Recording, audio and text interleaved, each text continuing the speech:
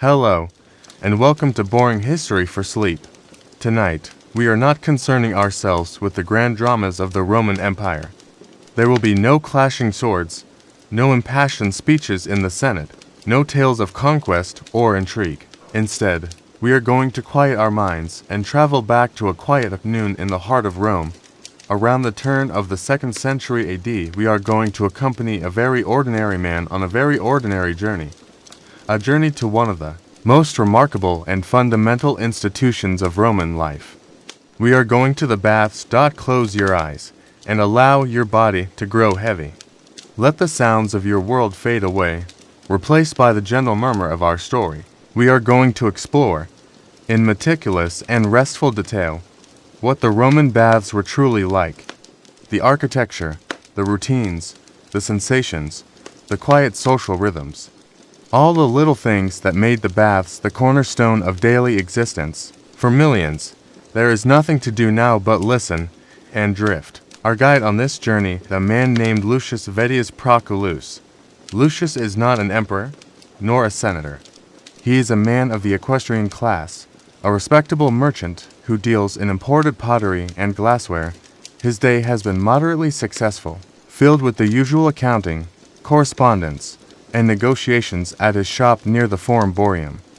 But now, as the sun begins its slow, golden descent, painting the marble and brick of the city in hues of honey and rose, the business day is over. For Lucius, and for nearly everyone in Rome, the afternoon belongs to the baths. He leaves his shop in the care of a trusted freedman and begins his walk. The streets of Rome are still a hive of activity, but the frantic energy of the morning and midday markets has subsided. The air is warm, thick with the thousand smells of a great city, baking bread from a nearby pastrinum the sharp scent of wine from a tavern, the dust of the unpaved side streets, and the faint, ever-present smell of the Tiber. Lucius navigates the familiar crowds, his simple leather sandals scuffing softly on the large, uneven paving stones of the street. He nods to an acquaintance here, ignores a boisterous group of legionaries on leave there. His mind is already on his destination.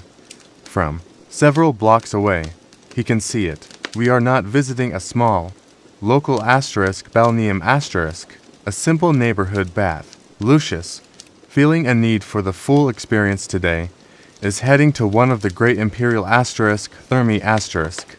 Let us imagine the baths of Trajan, sprawling across the Oppian Hill, built over the ruins of Nero's golden house. It is not just a building, it is a complex, a world unto itself. From a distance, it looks like a fortress of leisure. A massive outer wall, the peribolos encloses a vast rectangular space filled with gardens, libraries, and lecture halls. This wall is just for show. It is lined with shops and offices, insulating the peaceful interior from the noise of the city. As Lucius draws closer, he passes beneath a grand, triumphal arch-style entrance, and the sounds of the street immediately begin to dim. The rumbling of iron-rimmed wagon wheels, the calls of vendors, the general din of the metropolis, it all recedes, replaced by a new soundscape. Here, inside the great enclosure, he hears the gentle rustle of leaves from the plane trees in the gardens, the musical splash of fountains, and a low, persistent, humming echo from the main building at the center of the complex. It is the sound of thousands of people, their voices softened and blended by marble and distance. Lucius strolls through the meticulously landscaped gardens. He sees men in conversation on stone benches, others reading scrolls they've borrowed from one of the two libraries, one for Latin texts, one for Greek, that flank the main structure. He sees young boys chasing a ball across a manicured This is the first, crucial thing to understand about the thermae. It was far more than a place to get clean. It was a community center, a social club, a health spa, a gym, and a park, all rolled into one, and the cost of entry was astonishingly low. An adult paid a single quadrans the smallest denomination of Roman coin. It was, for all intents and purposes, accessible to everyone, from the senator to the slave. Lucius now approaches the main bath building itself. It is a masterpiece of Roman engineering, a colossal structure of brick-faced concrete adorned with marble veneers, mosaics, and towering statues. The scale is designed to impress, to convey the power and generosity of the emperor who built it. The building is symmetrical, laid out on a precise axis, a testament to the Roman love of order and logic. Sunlight streams through enormous, arching, glazed windows, a relatively new and expensive technology that allowed the bathing halls to be flooded with light and solar heat. He enters the building through one of several portico doorways, stepping from the bright, open air into a world of echoing marble and warm, moist air. He finds himself in the first crucial chamber of the bathing ritual, the **potatorium**, the changing room. He leaves the **unctuarium** and walks down a wide, marble-floored corridor. He is about to enter the heated heart of the baths, the sequence of warm, hot, and cold rooms that gave the Thermae their name. The genius of these rooms lay in an invention perfected by the Romans, the **hypocaust** system. Let us pause for a moment to appreciate this marvel of engineering, for without it, the entire experience would be impossible. Somewhere, in the subterranean levels of the bath complex, were massive furnaces, the **Perfernia**. Day and night, slaves would feed these furnaces with wood, creating immense heat. This hot air and smoke was not vented out of a simple chimney. Instead, it was channeled into the space beneath the floors of the heated rooms. The floors of rooms, like the **tepidarium** and **caldarium**, were not laid on the ground. They were raised up on a forest of short, brick pillars called **pila**. The hot air from the furnace would circulate freely in this open space, a sort of crawl space plenum, heating the marble floor above to a pleasant, radiant warmth. But the ingenuity didn't stop there. The walls were also hollow, special, box-shaped. Terracotta tiles called **tubuli** were built into the walls, creating a network of vertical flues. The hot air, after passing under the floor, would be drawn up through these hollow walls, heating them as well. The entire room became a gentle, radiant heater. The smoke and fumes would only be vented out through flues at the very top of the roof. This system provided a consistent, even, and smoke-free heat that could be precisely controlled by proximity to the furnace. It was a slow, inefficient, and labor-intensive system by our standards, consuming entire forests over the centuries, but it was profoundly effective. Understanding this, Lucius now enters the first of the heated rooms, the **tepidarium**. The name means warm room, and that is exactly what it is. The change in atmosphere is immediate. He steps from the dry air of the corridor into a space of gentle, moist, enveloping warmth. It is not overpoweringly hot, but pleasantly, languidly, warm. The heat radiates up from the floor through the solace of his feet, and from the walls around him. The **tepidarium** was the grand central hall of the bathhouse, the architectural and social heart of the building. It was often the most lavishly decorated room, with a high, vaulted ceiling to trap the warm air. Intricate mosaic floors depicting mythological scenes or sea creatures, and walls lined with colored marble. Sunlight, filtered through the high windows, would illuminate the faint mist in the air, catching the gleaming, oiled bodies of the bathers. The purpose of the **tepidarium** was acclimatization. It was a place to prepare the body for the intense heat of the next room, and a place to relax on the way out before returning to the outside world. There were no pools in here. Men would sit on marble benches that lined the walls, or simply stand in small groups, talking. The acoustics of the vaulted hall would blend their voices into a constant, echoing drone. This was the room for leisurely gossip, for political discussion, for catching up on the day's news. Lucius finds a free space on a bench. The marble is warm to the touch. He sits for a while, simply breathing in the humid air, feeling the warmth penetrate his muscles. He might see a senator he knows, a business associate, a neighbor. He exchanges A few pleasantries. Time seems to slow down in the *tepidarium*. There is no rush. The entire culture of the baths was one of *otium*-leisure, a concept the Romans valued deeply as a contrast to *negotium*. The business of life. After perhaps 20 minutes of this gentle heating, Lucius feels ready for the next stage. He rises from the bench and walks towards a doorway at the far end of the hall. He is heading for the *caldarium*, the hot room. Stepping into the *caldarium* is like stepping into another climate. The heat here is intense, thick, and steamy. Sweat, which had been forming gently on his skin in the *tepidarium*, now begins to pour from every pore. The air is so heavy with moisture that the far side of the room is hazy. The *caldarium* was always located on the sunniest side of the bath complex, its large windows designed to maximize solar gain, supplementing the heat from the *hypocaust*. Below, which was at its most powerful here, closest to the furnace, the architecture of the *caldarium* was functional. It often had a high, dome ceiling with a large oculus, or circular opening, at the top, sometimes covered with a bronze disc that could be raised or lowered to regulate the temperature. At one end of the room, there would be a large, rectangular tub or pool of very hot water, the *alveus*. At the other end, often set into a semicircular apse, was a smaller, round basin on a pedestal called the *glabrum*, which contained cold water. Lucius finds the heat invigorating. He lowers himself into the *alveus*, the hot water a pleasant shock. He sits on the underwater steps, submerged up to his chest.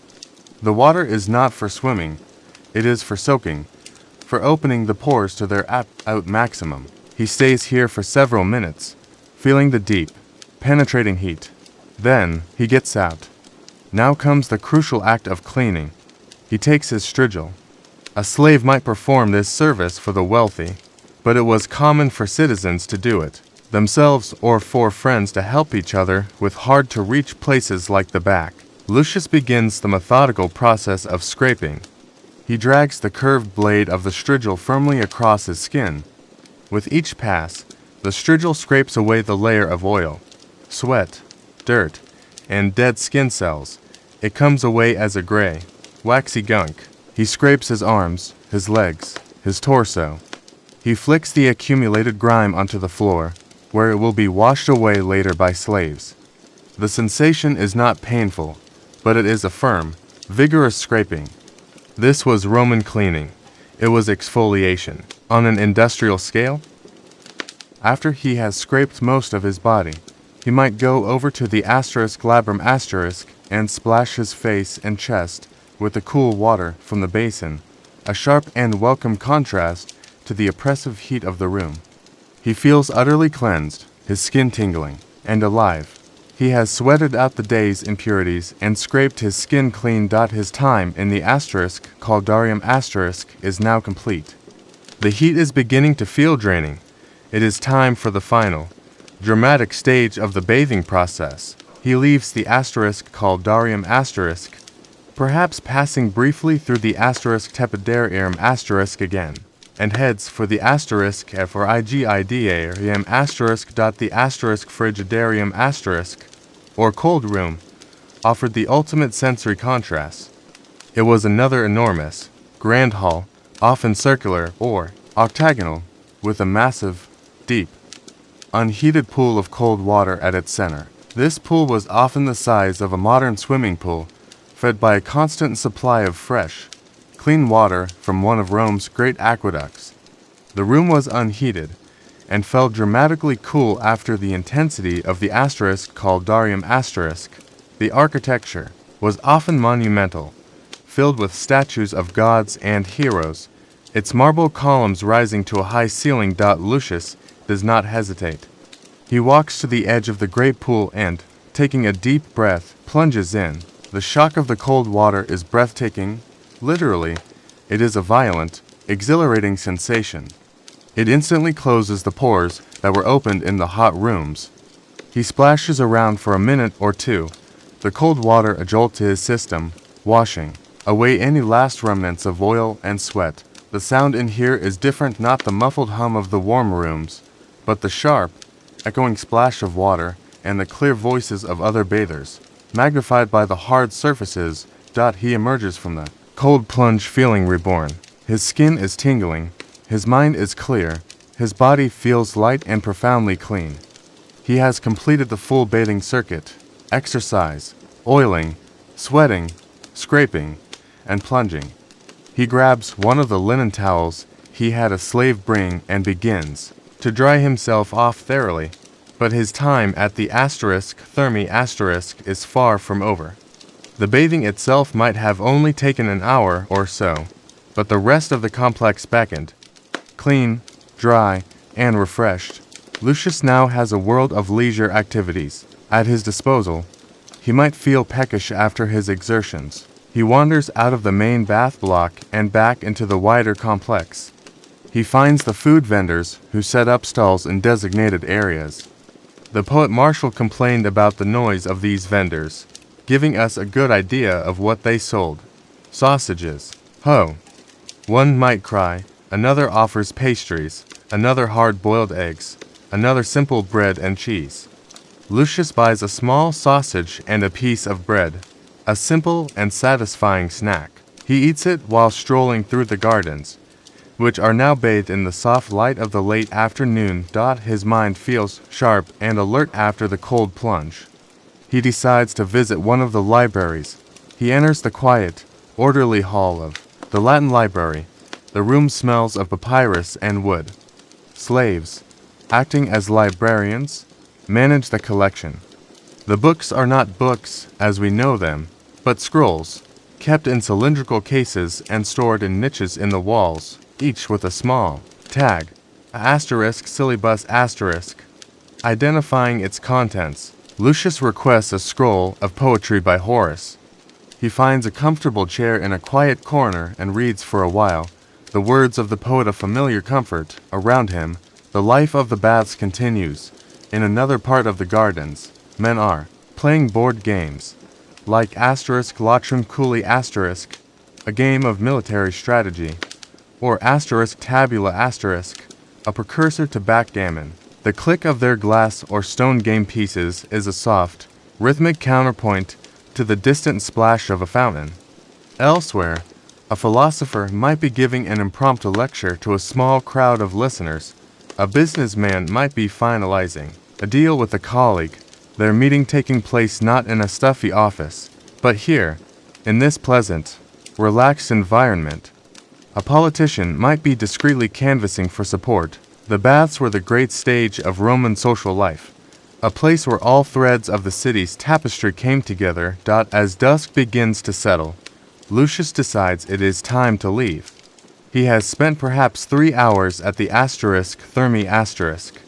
He feels clean, fed, intellectually stimulated, and socially connected.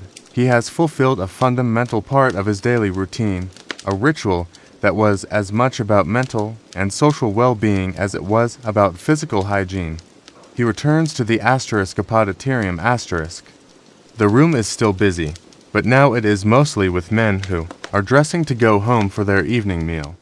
He finds his *Capsarius*, who has been dutifully guarding his belongings. He retrieves his tunic and sandals. He dresses slowly, his body still glowing with warmth from the baths.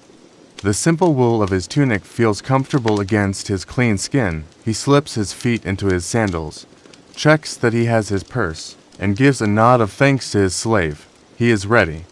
He walks back out through the grand entrance of the bath complex, leaving the world of marble and water behind him.